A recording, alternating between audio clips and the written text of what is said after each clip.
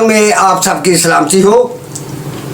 आज का हमारा जो मौजू है वो है तूफान से नहीं पुकार से बेदार। इसके लिए हवाला है मत्ती की अंजील उसका 8वां बाब 23 आयत से 27 आयत तक।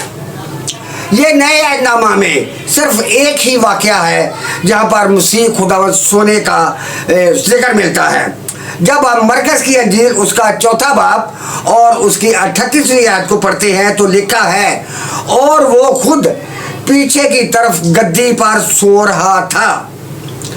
जहाँ पर जो यूनानी अल्फाज इस्तेमाल हुआ है उसका मतलब है सर रखने की जगह की चीज़ या सर का तकिया। इससे मालूम होता है कि यीशु मसीह जो थे वो गहरी नींद में सो रहे थे और तूफान आ जाता है। पहले हम इस तूफान की नौयत को और झील के बारे में सीखते हैं, फिर हम आगे चलते हैं। ये झील गलील की झील थी जिसकी लंबाई 21 किलोमीटर थी। इसका रकबा 166 किलोमीटर था। ये 43 मीटर गहरी थी। ये झील के इर्द गिर्द ऊंचे ऊंचे पहाड़ों से घिरी हुई ये झील थी। इन्हीं पहाड़ों के दरमियान से अचानक तेज हवाएं नीचे की तरफ आती थी, जिसकी वजह से चंद लम्हों में इसमें बड़ा तूफान आ जाता था। इस झील में उठने वाले तूफान से माहिर और तजर्बाकार कश्ती चलाने वाले मलाह भी घबरा जाते थे। अब इसको जरा अपनी नजर से देखिएगा। मत्ती की इंजील उसका 8वां बाब और उसकी 24वीं आयत में लिखा है, और देखो झील में ऐसा बड़ा तूफान आया कि कश्ती लहरों में छुप गई।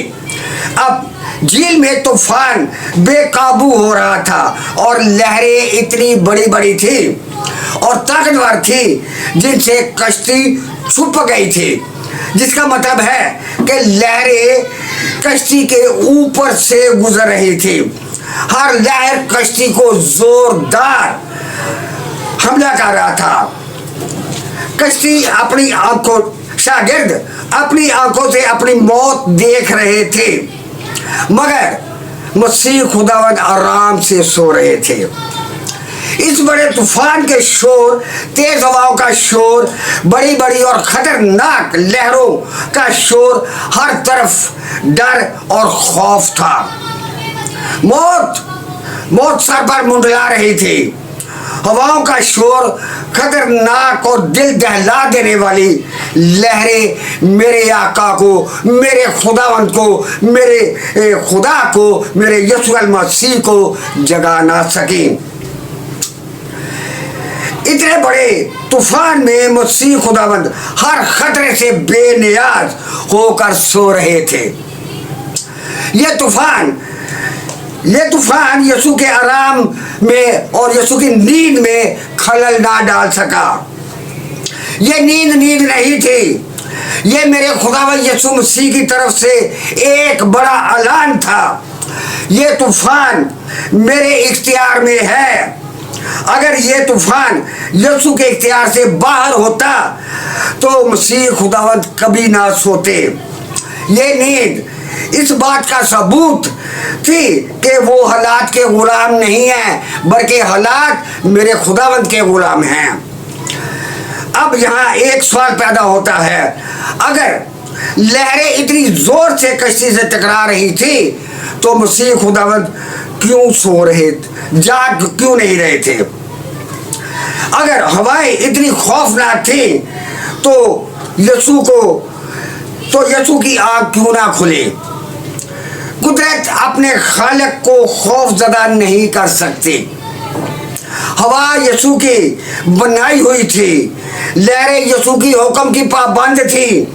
जिसने इन्हें बनाया था वो इनसे क्यों डरेगा?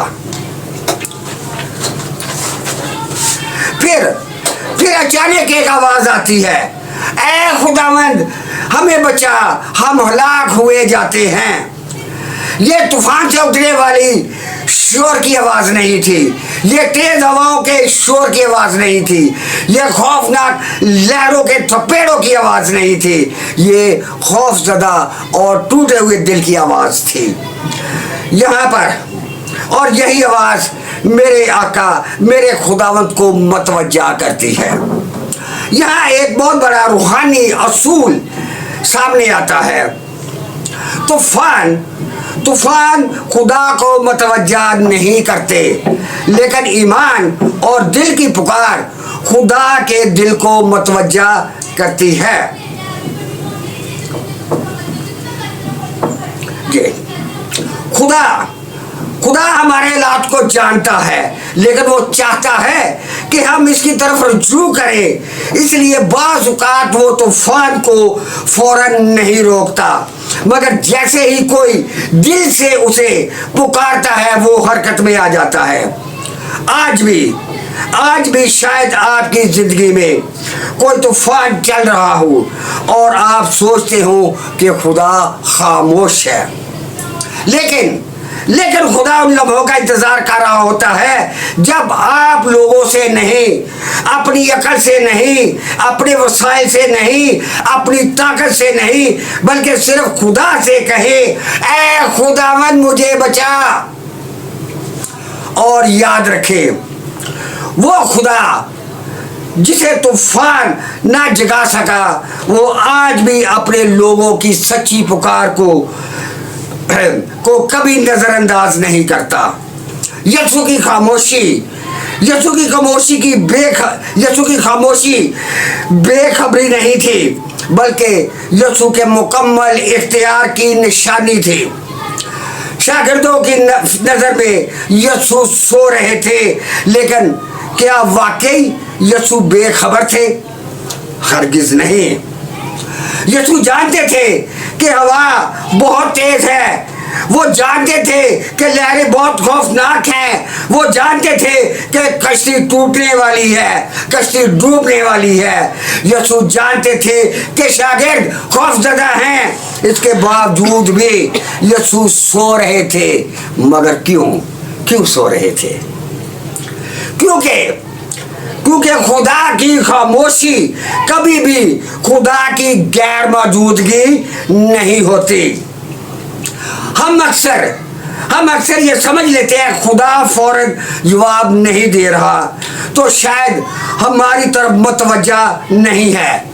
अगर दुआ का जवाब फौरन नहीं मिलता तो शायद खुदा ने हमें भुला दिया है। अगर हालात खराब हो रहे हैं तो शायद हम खुदा से दूर हैं। लेकिन कश्ती का ये मंजर हमें एक मुख्तलिफ सबक देता है।